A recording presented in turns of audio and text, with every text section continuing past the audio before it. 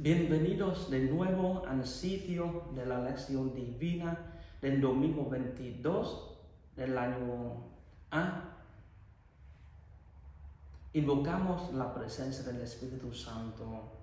Ven Espíritu Santo, ven a nuestra vida, a nuestros corazones, a nuestras conciencias.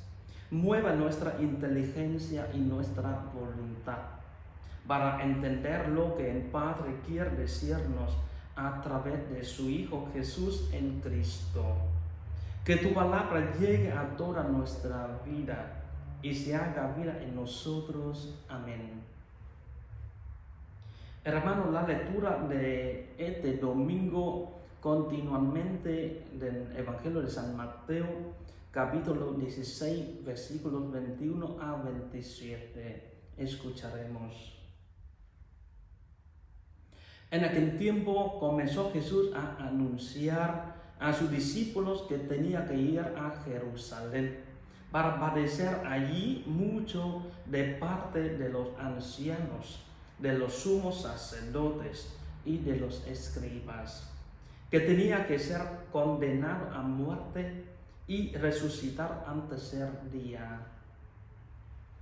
Pedro se lo llevó aparte y trató de disuadirlo diciéndole: no lo permita Dios, Señor, eso no te puede suceder a ti. Pero Jesús se volvió a Pedro y le dijo: apártate de mí, Satanás, y no intentes hacerme tropezar en mi camino, porque tu modo de pensar no es el de Dios, sino el de los hombres. Luego Jesús dijo a sus discípulos: el que quiera venir conmigo, que renuncie a sí mismo, que tome su cruz y me siga. Pues el que quiera salvar su vida, la perderá. Pero el que pierda su vida por mí, la encontrará. ¿De qué le sirve a uno ganar el mundo entero si pierde su vida? ¿Y qué podrá dar uno a cambio para recuperarla? Porque el Hijo del Hombre ha de venir rodeado de la gloria de su Padre, en compañía de sus ángeles, y entonces le dará a cada uno lo que merecen sus obras. Palabra del Señor. Hermano, en la segunda parte de la meditación busquemos para entender lo que quiere decir el Señor a nosotros. La vida cristiana no se limita al feliz descubrimiento de Cristo. Es un camino en pos del crucificado, en la renuncia. El paisaje comprende dos escenas sucesivas.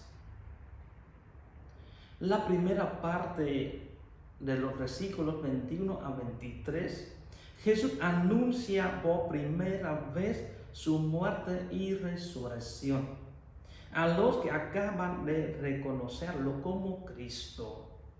Jesucristo les anuncia su pasión, meta del viaje hacia Jerusalén. Identifica a los responsables de su muerte y predice su resurrección al tercer día. El anuncio de Jesús cayó como una bomba sobre los discípulos y Pedro no tardó en reaccionar.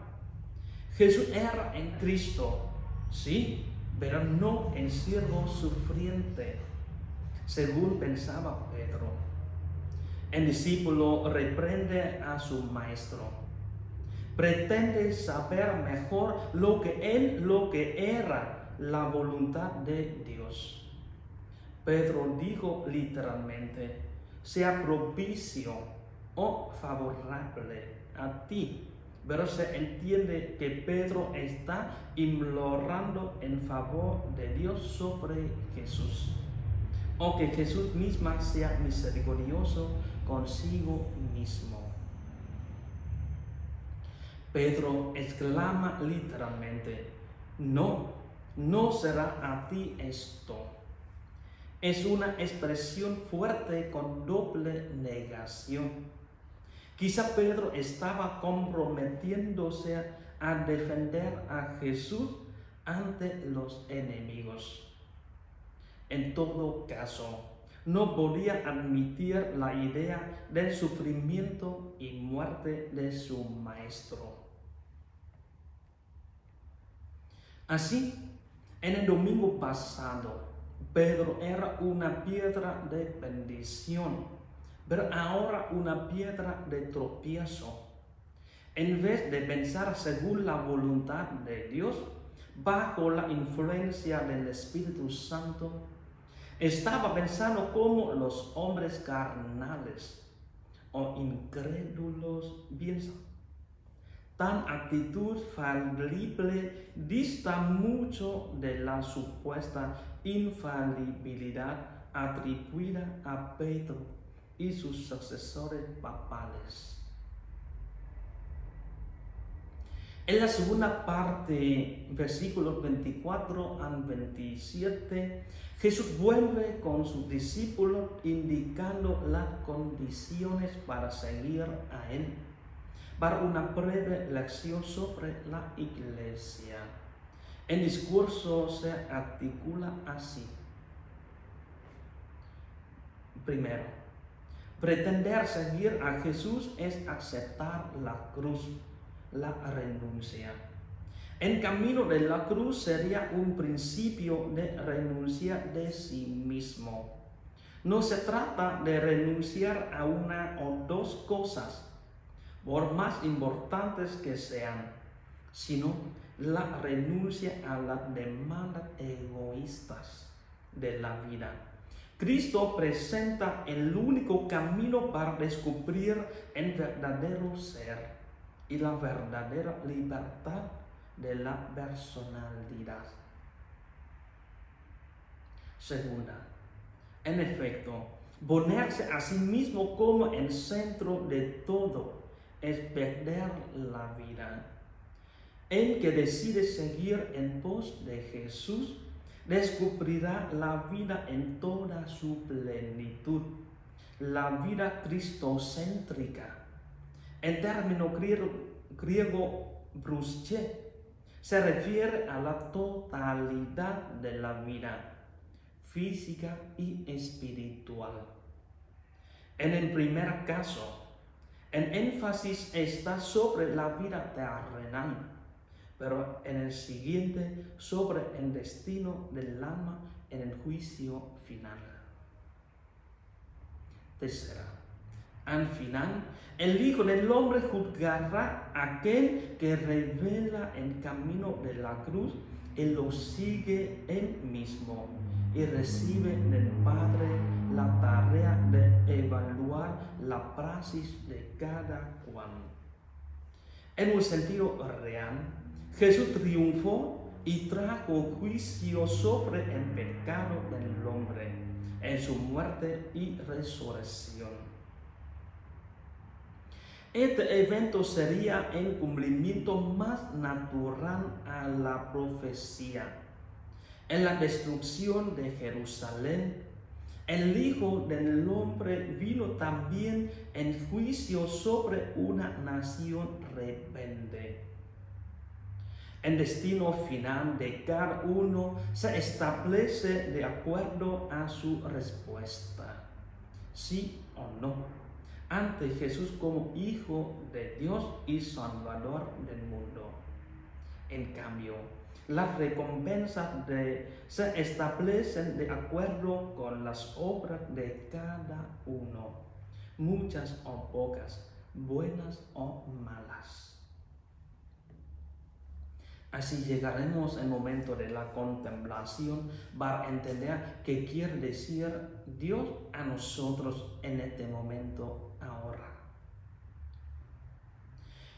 Jesús estaba dispuesto a todo por hacer realidad el deseo de Dios y volver cuanto antes un mundo diferente, el mundo que quería el Padre. y quería ver entre sus seguidores la misma actitud. Si seguían sus pasos, debían compartir su pasión por Dios y su disponibilidad total al servicio de su reino. Quería encender en ellos el fuego que llevaba dentro. La gran tentación de los cristianos es imitar a Pedro, confesar solemnemente a Jesús como Hijo del Dios vivo y luego pretender seguirle sin cargar con la cruz. Vivir el Evangelio sin renunciar ni coste a ninguno. Colaborar en el proyecto del reino de Dios y su justicia sin sentir el rechazo o la persecución. Queremos seguir a Jesús sin que nos pase lo que a Él le pasó. Si uno quiere salvar su vida, la perderá, pero el que la pierde por mí, la encontrará. Jesús está planteando a sus discípulos cuál es el verdadero valor de la vida. Invita a todos a seguir el camino que parece más duro y menos atractivo, pero que conduce al ser humano a la salvación definitiva. Este camino consiste en saber perder, vivir como Jesús, abiertos al objetivo último del proyecto humanizador del Padre. Saber renunciar a la propia seguridad o ganancia, buscando no solo el propio bien, sino también el bien de los demás. Este modo generoso de vivir conduce al ser humano a su salvación. Jesús está hablando desde su fe en un Dios salvador, pero sus palabras son una advertencia para todos. Piensa en que el futuro le espera a una humanidad dividida y fragmentada, donde los poderes económicos buscan su propio beneficio, los países su propio bienestar, los individuos su propio interés. Oremos. Oh Dios, en tu proyecto de salvación hay un puesto para la cruz. Tu Hijo Jesús no retrocedió delante de ella, sino se sometió a la cruz, despreciando la ignominia, la hostilidad de sus adversarios. No pudo apartarlo de su firme decisión de cumplir tu voluntad y anunciar tu reino, costase lo que costase. Fortalécenos, oh Padre, con el don de tu Espíritu Santo. Él nos haga capaces de seguir a Jesús con valentía y fidelidad. Nos haga sus imitadores en hacer de ti y de tu reino el punto central de nuestra vida. Nos dé la fuerza para soportar las adversidades y dificultades. Jesucristo nuestro Señor. Amén. Así que, los hermanos, llegaremos a algunos puntos de compromisos para vivir durante esta semana. Si alguno quiere venir en pos de mí, que se niegue a sí mismo, tome su cruz y me siga. Es el momento de actuar, de tomar la cruz que aparece en tu vida, no la que tú te buscas, y seguirle. No seas como Pedro, que frena a las personas que quieren cumplir la voluntad de Dios en sus vidas, aceptando el sufrimiento. Actúa siempre como la voz de Dios y no como la voz de Satanás. No viva tu vida molesto, negativo o amargado. Abraza la cruz en el lugar donde te encuentres, con sus limitaciones, y saca lo mejor de cada situación. Te espera no cualquier premio, la vida eterna. Invita a otras personas a vivir la fe desde la aceptación de la cruz de cada día y dedicar algo de tu tiempo a las actividades que nos acercan a Jesús y ayuden a los necesitados. Muchas gracias por escuchar. Que Dios los bendiga en nombre del Padre, del Hijo, del Espíritu Santo. Amén. Bonito domingo y esperemos al próximo.